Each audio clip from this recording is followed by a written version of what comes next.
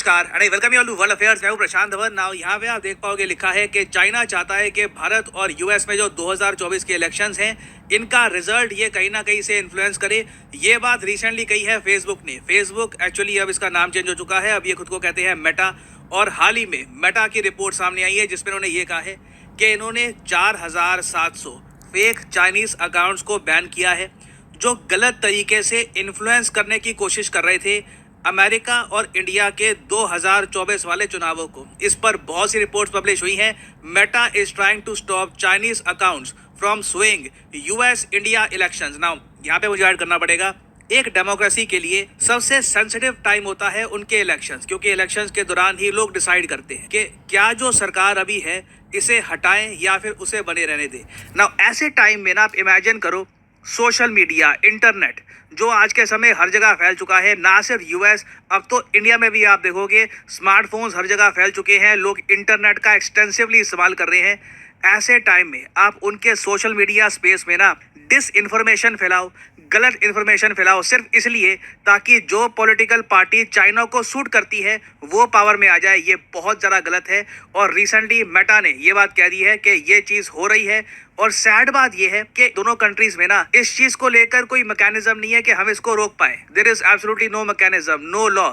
China openly आप कह लीजिए इंटरफेयर कर रहा है यूएस इंडिया इलेक्शंस में। इनके जो अकाउंट्स है ये इंटरफेयर कर रहे हैं। और एक ही चीज़ इस वक्त हमको बचा रही है, वो है बड़ी टेक कंपनीज, चाहे x.com हो या फिर मेटा हो। सारी जिम्मेदारी आज के समय इन पर ही है कि ऐसे जो फेक अकाउंट्स हैं जो गलत इन्फॉर्मेशन स्प्रेड करते हैं इलेक्शन के टाइम में, इन्हें रोका जाए ना। एक क्वेश्चन यहाँ पे आप पूछ सकते हैं, मगर चाइना में बैठा हुआ एक कंप्यूटर यूजर कैसे इंडिया यूएस के इलेक्शंस को डिसरप्ट कर सकता है? देखो ये लोग क्या करते हैं, मास स्केल पर हजारों, कई केसेस में लाखों की संख्या में अकाउंट्स बनाकर ये लोग फार्मिंग करते हैं। जैसे कि एक न्यूज़ फैला दी कि एक कैंडिडेट है किसी इलाके का, उसने कुछ गलत काम किया, ये न्यूज़ वो लोग फैला देंगे उस कंट्री में, इवन दो वो सच नहीं है। अचानक से उस खबर को बहुत ज़्यादा लाइक आने स्टार्ट हो जाएंगे, वो न्यूज़ शेयर होनी स्टार्ट हो जाएगी, लोगों के सामने एक गलत न्यूज़ आ जाएगी, सिर्फ तब तक के लिए जब तक वोटिंग नहीं हो जाती। ये बहुत ही इंपॉर्टेंट है। देखो आम आदमी के पास ना इतना टाइम नहीं होता कि वो हर चीज़ को वेरीफाई करे जो उसके सामने स्क्रीन पे है।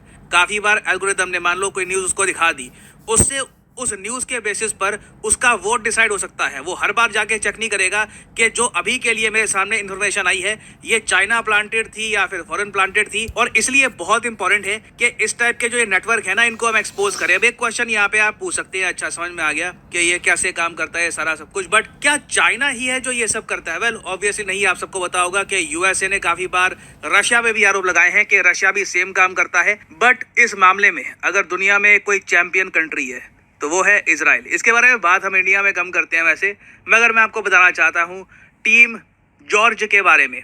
ये रिसेंटली ही न्यूज़ में आई थी टीम जॉर्ज। ये देखिए इजराइल की ultra secret agency, literally news channels पे ना, न्यूज़ वेबसाइट्स पर इसके बारे में ये लिखा है कि ये एक अल्ट्रा सीक्रेट एजेंसी है इजराइल की और इनका मेन काम है इलेक्शन डिसरप्शन। इंडियन मीडिया ने रिपोर्ट किया था कि इजराइल की जो टीम जॉर्ज है उसी तरीके से जो मैंने आपको बताया था, इन्होंने दुनिया भर में 30 देश हैं उनके चुनावों के रिजल्ट्स को इन्फ्लुएंस किया है। क्योंकि देखो आप अगर एक डेमोक्रेसी के चुनाव को कंट्रोल कर सकते हो, आप बेसिकली उस कंट्री को कंट्रोल कर रहे हो। आप उस कंट्री के लीडर को अगर यही बता दो हम आपको पावर में रखेंगे, हमारे पास इतनी ताकत है, हमारे पास ऐसे लोग हैं, ऐसी टेक्नोलॉजी है कि आपकी सरकार बनी रहेगी, तो लिटरली आप कह लीजिए आपने बिना एक सैनिक भेजे ना एक पूरा देश ही कब्जा लिया है। कल को उस कंट्री की जो पॉलिसी है वो भी आप इन्फ्लुएंस कर सकते हो, क्योंकि लिटरली आपने उस कंट्री में जो सरकार है वो फॉर्म करने में इनडायरेक्टली एक बड़ा रोल निभाया है। तो इजराइल की जो टीम जॉर्ज है, इट इज़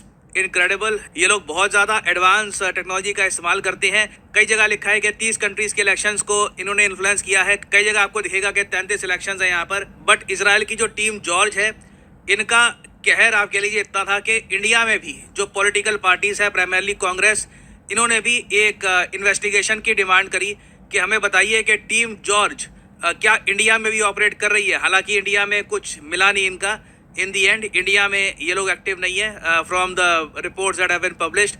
बट ऑब्वियस ही बात है इंडिया में जो पॉलिटिकल पार्टीज हैं वो भी इस बात को लेकर चिंता करेंगी। बट अगर हम ओवरऑल देखेंगे किस कंट्री को ज़्यादा इंटरेस्ट होगा इंडिया के इलेक्शंस में डिसरप्शन करने का, वो ऑब्वियसली चाइना है, और मेटा की रिपोर्ट के हिसाब से चाइना ये सब कर भी रहा है। और अगेन देखिए, डिसरप्शन जो है ना और डिसइंफॉर्मेशन फैला देना, ये इतना ज़्यादा कॉम्प्लिकेटेड हो गया आज के समय, इतना कॉम्प्लेक्स हो चुका है और इतना ज़्यादा डेडली भी हो चुका है बिकॉज ऑफ आर्टिफिशियल इंटेलिजेंस। ये बात आपको पता होगी कि पीएम मोदी ने भी रिसेंटली ये कहा है कि एआई से आज के समय आप एक आदमी की जो इमेज है, जो फोटो है, वो किसी और आदमी पे लगा सकते हैं और लिटरली एक फेक वीडियो क्रिएट कर सकते हैं। आपको पता भी नहीं लगेगा कि ये रियल है या फेक है। स्पेशली मान लीजिए कोई छोटे शहर का आदमी है, उसको इतना आइडिया नहीं है कि डीप फेक क्या होता है, एआई टेक्नोलॉजी कितना एडवांस कर चुकी है। तो ये एक जेन्युइन थ्रेट है। कल को अगर मान लीजिए किसी कंट्री के हजारों अकाउंट्स हैं, फेक अकाउंट्स हैं, वो लोग दूसरे कंट्री के इलेक्शन के दौरान AI generated images, voice recording या फिर कुछ वीडियो सर्कुलेट कर देते हैं, तो उसके बाद क्या किया जाएगा? That will be very disruptive.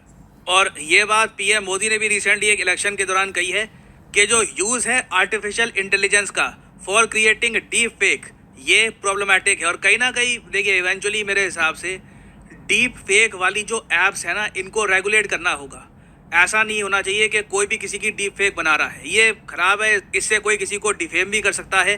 Situation can get really bad. और घूम फिर के बात यही आती है कि टू प्रोटेक्ट डेमोक्रेसी, अगर डेमोक्रेसी को बचा के रखना है, आपको इंश्योर करना है कि लोग जेन्युइन ट्रू मुद्दों पर वोट करें, उनके सामने प्रॉपर इन्फॉर्मेशन हो। ऐसा ना हो कि इलेक्शन से पहले कोई डिस इन्फॉर्मेशन का स्मोक बॉम्ब फेंक दे, हर जगह धुआं हो जाए, आपको समझ ना आ रहा हो क्या डीप फेक है क्या रियल है, और उसी दौरान लोग वोट कर दे। So in order to protect democracy, it is very important to protect the internet as well. Now ये हम कैसे करेंगे, ये देखना होगा। एक्चुअली मैं जानना चाहूँगा यहाँ पे आपका ओपिनियन। आपके हिसाब से जो ये प्रॉब्लम हमारे सामने आ रही है, जो चाइनीज अकाउंट्स लगातार बनाए जा रहे हैं, जो यूएस इंडिया के इलेक्शंस को इन्फ्लुएंस करने की कोशिश कर रहे हैं, इस प्रॉब्लम से निपटने के लिए हम क्या कर सकते हैं? आई मीन एक आंसर तो यही है कि मेटा पे प्रेशर डालो कि हमेशा सर्विलेंस करते रहें, देखिए कि बॉट फार्मिंग कहाँ पे हो रही है, कहाँ पे झुंड से एक पोस्ट पर लाइक आ रहा है। ये चीज़ देखना काफ़ी इंपॉर्टेंट है। बट उसके अलावा हम क्या कर सकते हैं, लिखेगा इसके बारे में कमेंट सेक्शन में। मैं जानना चाहूँगा आपका ओपिनियन।